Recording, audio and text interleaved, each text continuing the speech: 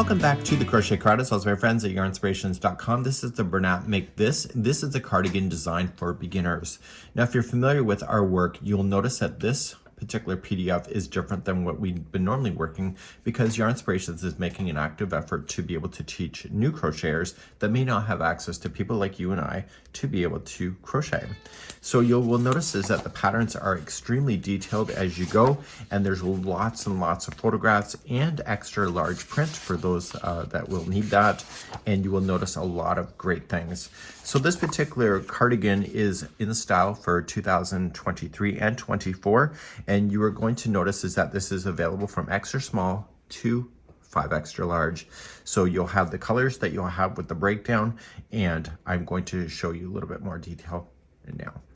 Over the past several years, you will notice in Yarnspirations designs, if you're not colorblind, is that you will see that there's a color differential between all of the different sizes. So you'll see this color for extra small, and then medium large this color, and so on.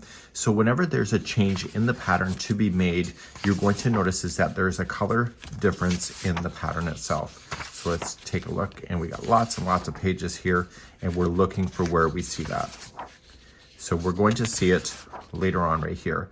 So it says repeat the last hexagon round 3, 3, 5, and 5. You will choose the color or the order that matches the size. So you have the extra small all the way to 5 extra large.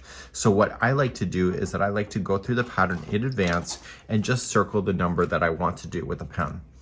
And you will notice is that there's a crochet diagram that's available for you. And this particular hexie, you're going to notice as well that it does not sit flat. It sits like this because the extra space, when it's folded properly, will look like this. So if it's a regular hexagon that doesn't have any give to it, it won't be able to do this shape. So this is 1/2 of the cardigan that you'll see. And then if you keep on following, it shows you how to do the seams, which we will cover today. And you'll continue to do the bottom hem and more and more and more to the very end to be able to enjoy it. So these are called stitch diagrams, and they help just to showcase the journey as you're working your way through it. So when you're looking at this particular sweater, you're actually looking at 2 hexagons. So they're both identical. They both change at the same time. For illustration purposes, what I did for myself is that I went ahead in the pattern and I actually did the color breakdown, and you are going to notice is that the small to small size, or extra small to small, has 16 rounds, medium large has 18 rounds, extra large to 3 extra large has 21, and 4 to 5 extra large is 24 rounds. You're going to notice 6 rounds of color A, 4 rounds of color B, and so forth. So I broke it out for you just in case you don't see it on the pattern itself. And so this is a great way. So if you just want to do one color, then you can just do 16, 18, 21, and 24 rounds. If you have yarn that is self-striping, you can also just do those amount of rounds just in case you don't want to change the color. So today's tutorial, I'm going to show you how to get started. I will show you how to change out the color. And once you understand the one round, it's just basically repeating that over and over until the cows come home. And without further ado, we're going to dive right in. You'll need a 5mm size H crochet hook today, and we are using here on the camera, after you throw your hook on the floor, we're using Bernat Super Value yarn. These are the colors that you'll see, and this is a great day to get started. On page number 4, you're going to notice is that make a granny square swatch. So they're asking you to make a granny square. So if you just go on YouTube, you can find how to make a granny square. You'll use your 5mm size H crochet hook and then the yarn that is suggesting, and you are just going to complete the instructions just like you see. So this is a regular granny square, and at the end of it, what you need to do is take a measurement. If it measures 3.5 inches or less, go up a hook size or 2. And if it measures more than 4 inches, then you're going to want to decrease your granny or your hook size in order to get lower. So it's a great way to be able to do this. I think this one is really kind of designed just to you know, be free flowing, and you can decide that for yourself. Let's grab our yarn and let's play.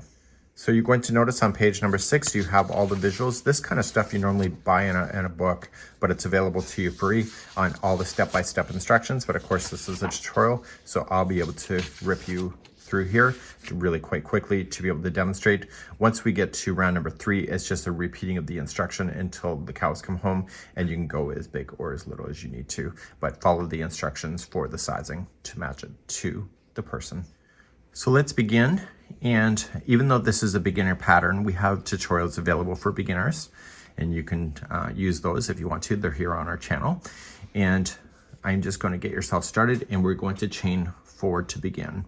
So we have 1, 2, 3, and 4, and insert the hook into the beginning chain and yarn over, pulling through everything, and this forms the center ring of your hexagon. Make sure that the tail will just wrap around the outside of the ring just like that, and we'll begin round number 1 just in a moment. Round number 1, you're going to chain 3, and that'll count as a double crochet, and in the same circle apply 2 more double crochet in there. There's going to be a lot of stitches going into the center, which will cause it to buckle within a few rounds that you'll see pretty quickly. So this is considered one side of 6 for the hexagon. To turn the corner in this thing, always, it's going to be chain 2, and in the center of the ring again, put 3 more double crochet to create another side. Noticing that I'm pinching this around the ring. You won't have to sew it in later. So what do we need to do to turn the corner? Chain 2. And then 3 more in, and this will be the third of 6 sides.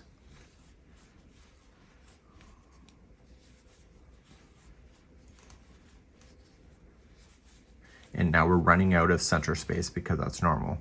So I'm going to let this straggler just fall out to the back of it, and just pull on these because it's just around the ring. Pull it and expose more ring. Okay, don't be scared of it. So chain 2 and put 3 more double crochet in to the ring. So this is technically the 4th side, and the other 2 sides you'll add will cause it to really squish in there.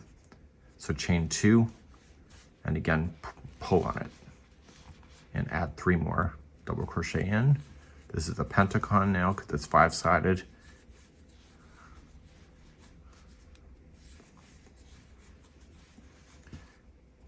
Okay, pull on it again, chain 2, and the last side will go in, and it'll be 3 more double crochet.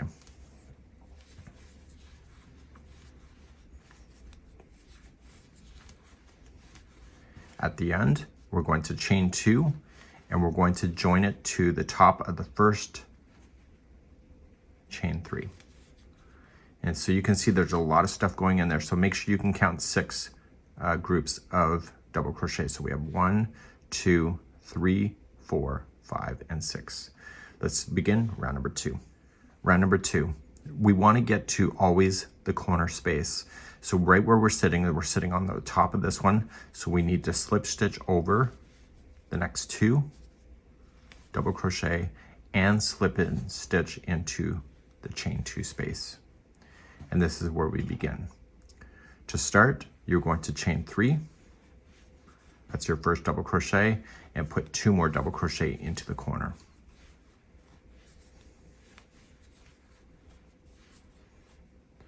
So we need to turn the corner, so we're going to chain 2, and in the same space, apply 3 more double crochet. Everything's in groups of 3. That corner is now done.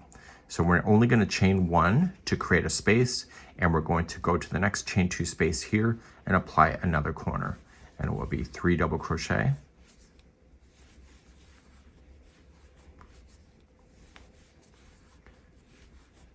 chain 2, and 3 double crochet.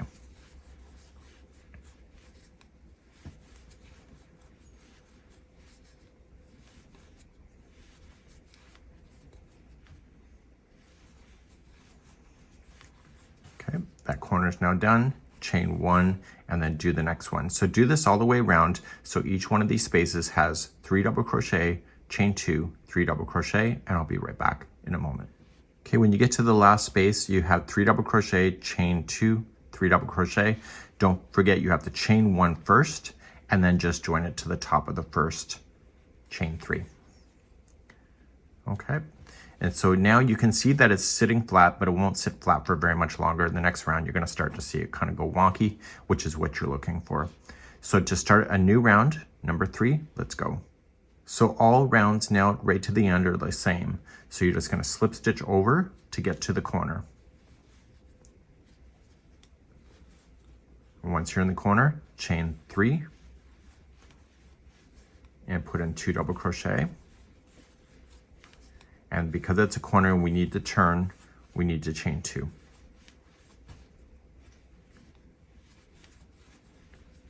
And then put 3 more double crochet in. Now the only difference between this round and all the rest of them is that the amount of spaces before you get to the next corner increases by 1 every time you go around. So chain 1, and in the space, because it's not a corner, just put in 3 double crochet into that space.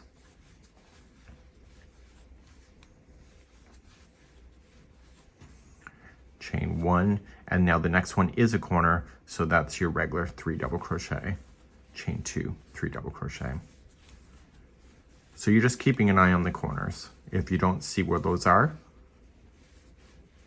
then just put a stitch marker there or something to indicate with you what it is, but you should be able to see it. Okay, so that's done. Chain 1, look for the space because it's not a corner. It's 3 double crochet in.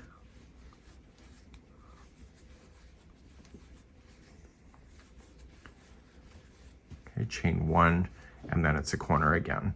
So you're noticing it's kind of starting to do this. That's exactly what you're looking for. So in the corners, put in your 3 double crochet, chain 2, 3 double crochet, followed by chain 1 spaces between things. And if it's not a corner, just put in 3 double crochet, just like I showed you here, and go all the way around for round number 3. So at the end of number 3, don't forget to chain 1 after this last one. The corner's already done. Slip stitch it to the first. So this would be considered 3 rows, or 3 rounds, 1, 2, and 3. And so with the different sizes, we need to complete a certain amount here in order to do that. So let me take you to the sheet. It's sitting flat for now, relatively, but it will get all ruffly. Let me take you back to the reference sheet. So with the first color, we need 6 rounds. We're currently at 3. For the extra small to small, medium, large, we need 6 rounds. Okay, so we already have 3 done, so you just got 3 more. The extra large to 3 extra large, there's 7 rounds, so I need to do 4 more. And with 4 to 5 extra large, it's 7 rounds, so I need to do 4 more. So once you get those done, you're going to have to change your color, and then you'll do 4 rounds of B, 4 rounds of B, 4 rounds of B, 4 rounds of B. So that's consistent with all of them. And then you can see the breakdown here, and that's available on my website if you see the more information link of this video. So you'll be able to do that. So let's just say that I'm ready to change the color. What am I going to do to do that? And what we have to do is be able to get rid of one yarn and replace it with the next, and I'll show you how to do that. So let's just say I want to change out the color. So because you know the number of rounds that I showed you, you can change the color pretty much at any time as long as both of the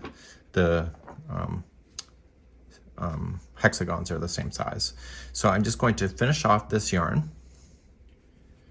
And you're going to want to use a tapestry needle. So if you can't identify what is the right side of a project, just grab a spare piece of yarn.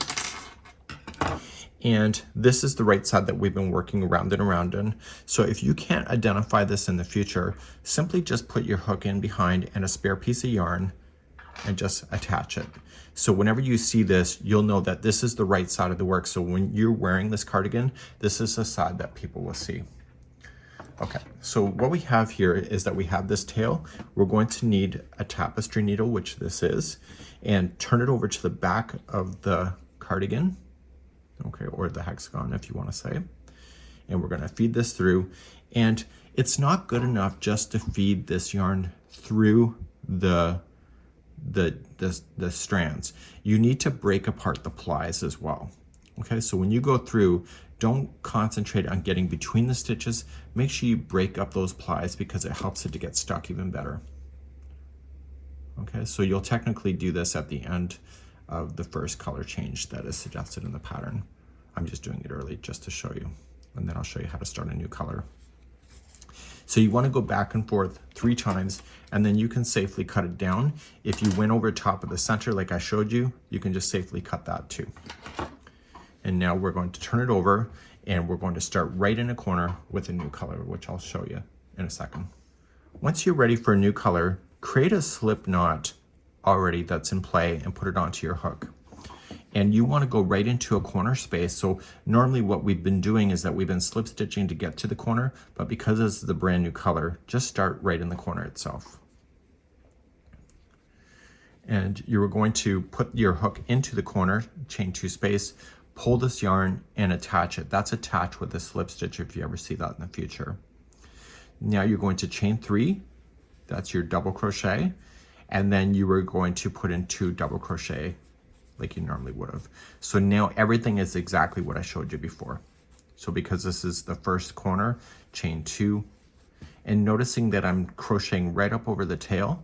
And so if you do that, you can hide in your ends just quite easily and just throw through a tapestry needle just to secure it better at the end. It's a wearable, so you'll want to do that. You're going to chain 1, and this time, because it's round number 4, there's 2 spaces before you get to the next corner. So then you'll put in 3 double crochets in each of those spaces, and make sure that you chain 1 in between, okay, to create the space that you'll use in the future.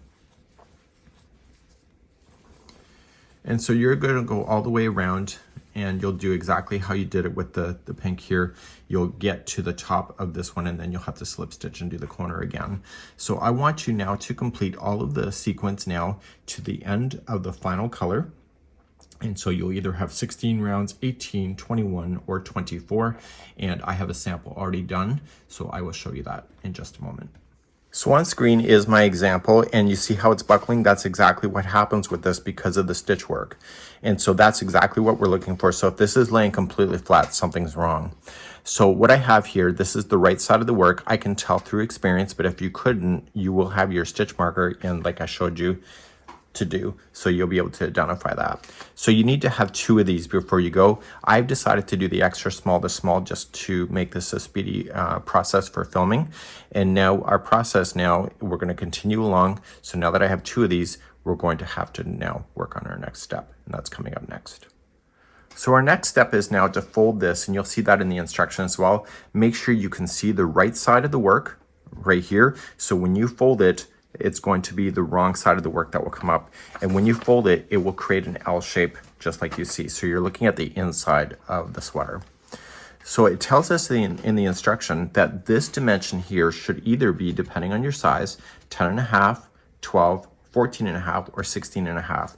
Let's just say, for example, that this is the small and it's kind of just short a little bit. Don't be scared to go another round of the blue color just to make it a little bit bigger. Okay, so don't be scared to do that. So you want to get to the right size, because if you do all this work and then you realize it's too small here, it's not going to get any bigger later. So now that this here is folded with the other side here, like with the wrong side facing, I want to fold the other one as well in the same direction, but with the opposite, so that the wrong side is facing up, but over here. So on screen now, this is now folded. I'm looking at the wrong side. So in the instructions, what they say is with the right side facing, this is the right side. These are facing each other. That's what that means, with the right side facing. And because I used the same color sequence, it looks like it's going to belong. So what we have to do is use the same color here to be able to join this right from the top edge all the way down to the back of the seam. So if you're ever confused in any way, what you can do, just grab another piece of yarn, and you can just go through the corner piece here and here. And I do this because I'm that special. And what I'll do is that I'll create a bow tie.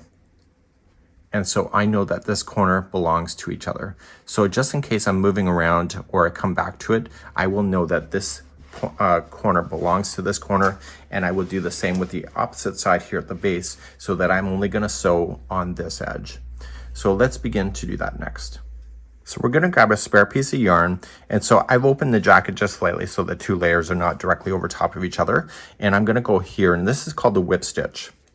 Now with the yarn that you want to attach, this yarn is going to disappear because it's the same color. So create a slip knot to begin, and the other side. So it says to give the length of the top of the sweater, and So you need enough stitches to be able to whip stitch around. And you can see that in the instructions. So now the stitches will match each other as you're working your way all the way across this back seam. So we're looking at the inside of the jacket. So now that I'm ready to sew this together, I am going to go into the corner. Okay, so you can go right into a corner itself and a corner itself. And because I have a slip stitch on the opposite side of the strand, when I get to there, I want to push it through to the slip stitch, and this will lock that together. So I'm going to pull it tight, and this will close the slip stitch onto itself. I'm going to move the tail out of the way, and we'll sew that in later. So every stitch matches each other. So you're going to go into this stitch on this side, and then the stitch on this side, directly across. And because it's the same color, it's going to blend. Okay, so stitch this side. So you're just going to match this stitch to stitch. So if there's a chain one space, just match the space. Okay, so you're going to work your way all the way down the seam. And don't be scared to pull on it, because once you pull on it, it will really disappear. So this is a chain one space, so go right into the chain one on this side, chain one on this side, and keep going all the way down the edge, just like that. And don't be scared to pull on it to really push it together. I'll be right back. So I'm coming close to the end of this side. And so we're going to be ending at the base here. You could have started on the bottom and gone up too. It's up to you on where you want it to start. And when we get to the end, we need to get rid of this tail end and to be able to sew it in. You notice how it's kind of like doing a phone cord kind of thing? Well, for those in my generation, if this is happening to you, just don't be scared to be able to twist it, to give it the twist back to the yarn so it keeps its strength. If you let it untwist and you're doing it untwisted, every fiber operates on its own, and so therefore it can compromise the strength of the yarn. So I don't know why it does that. You can leave me a comment on why it does that. So I'm going to go right to the very end, and because I went right into a space on the first side, when I come through, I want to just loop through and pull tight. And then I'm going to tie this into a little knot on this side so it doesn't want to come out. Okay, don't be afraid to pull on it. And then I'm going to drag this on this side, so don't let that needle hit the other side of the work. So if you turn it over and you see this coming through, you're too deep. So just come through. So you're going to go through once.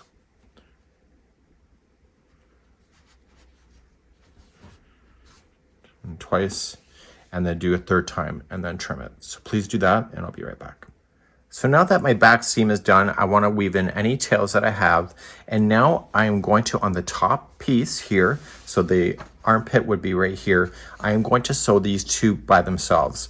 So these two where they match, I'm going to go right to the end, and I'm just going to sew along the top, and this will close it off so that you'll have your arms coming out of here, and then you'll do the same with the other side. So it's exactly what I just showed you, and please sew those up now.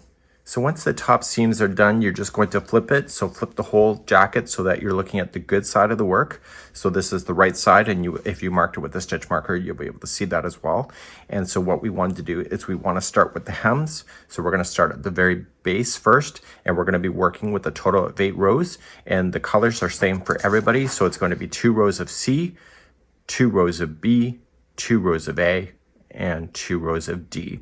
So I'm going to have to show you how to jump across the seam line at the base, and we're going to start with the right side facing you. So just make sure that the outside of the jacket, the good side or the right side, is facing you as you begin to do the hem. And let's start off with our first color. So let's begin, and you're going to start right off on a corner, and you're going to use the color C. In my case, it was this color right here.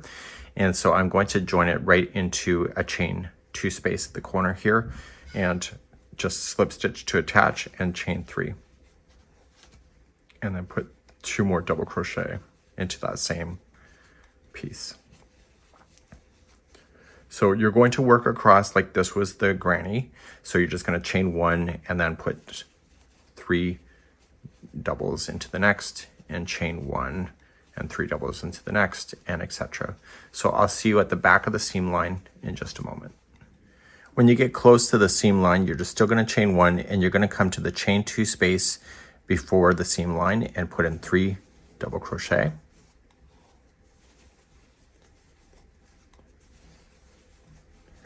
Chain 1, then come to the space on the other side of the seam line, put 3 double crochet.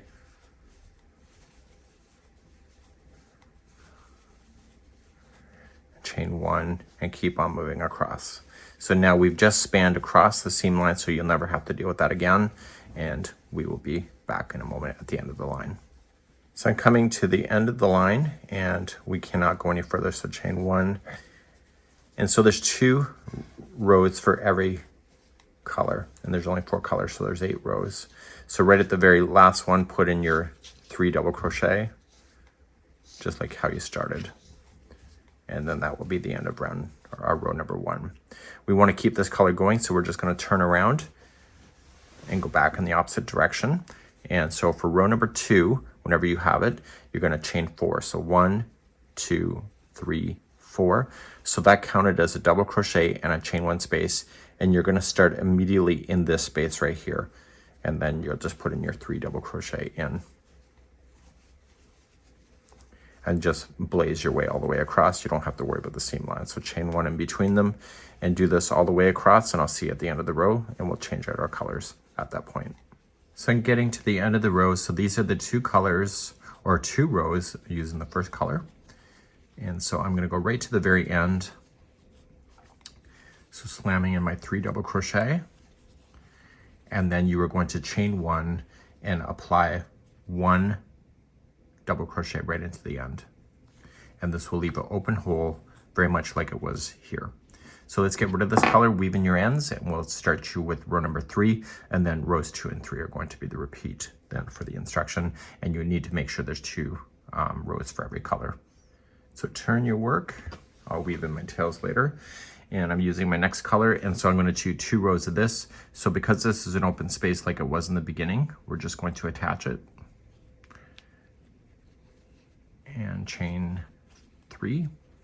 That's your first double crochet, and put 2 more double crochet in.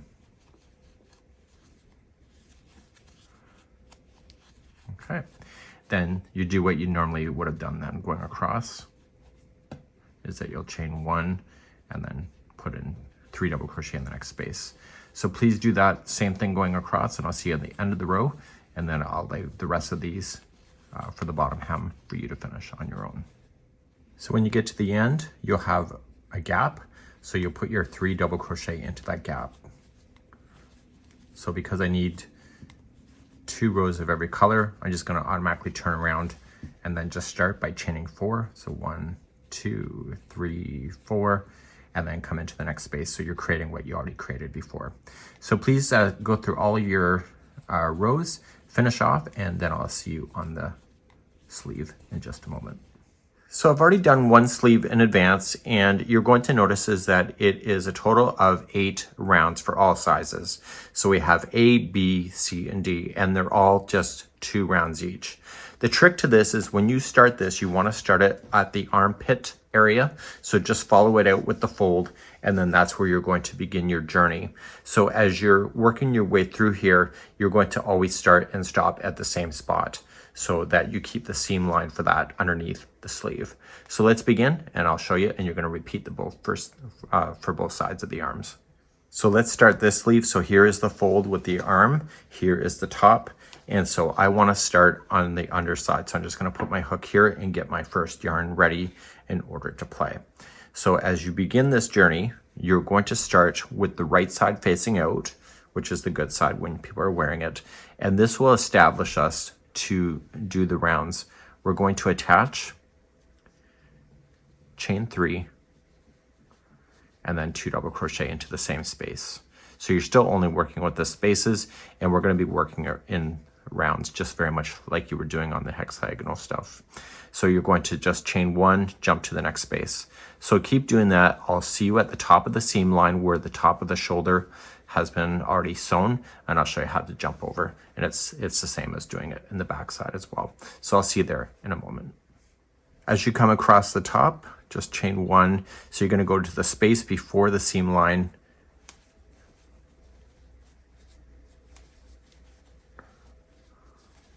Man, my desk is a mess.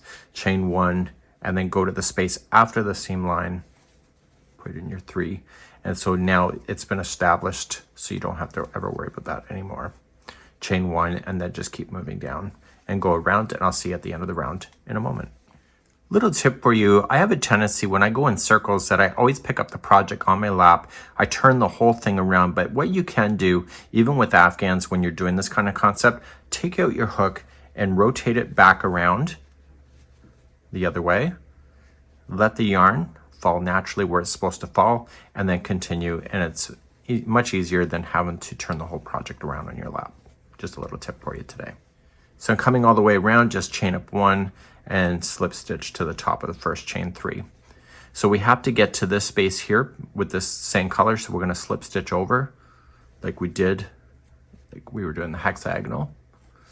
And then you're going to chain 3 and put 2 double crochet in, and then continue with what you already know. So chain 1 and go into every space.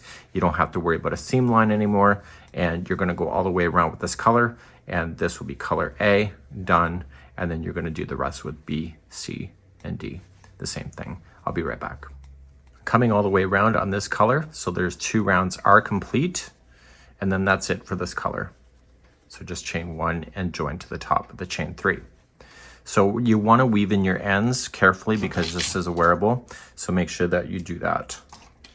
And so what I want to call your attention to is that I want you to start in the same spot of doing all of these in the armpit area. Okay, I'm just going to weave this in real quick and come back through, and then I'll just crochet right over it, and then just use a tapestry needle to secure that. So do you see how this looks abnormal? This is the starting chain. So when you go to start the next 2 rounds, you're going to start right here in this gap and do exactly what you did here. And then when you get around, you'll slip stitch over, and then you will chain up 3 and then put in your 2 double crochet and etc. to do that. So you want to stay within this right here. Okay, so please do now rounds, the next 6 rounds. And so it'll be 2 of B, 2 of C, and 2 of D. And I'll be right back. This will go pretty quickly because the distance going around is actually much shorter than the back.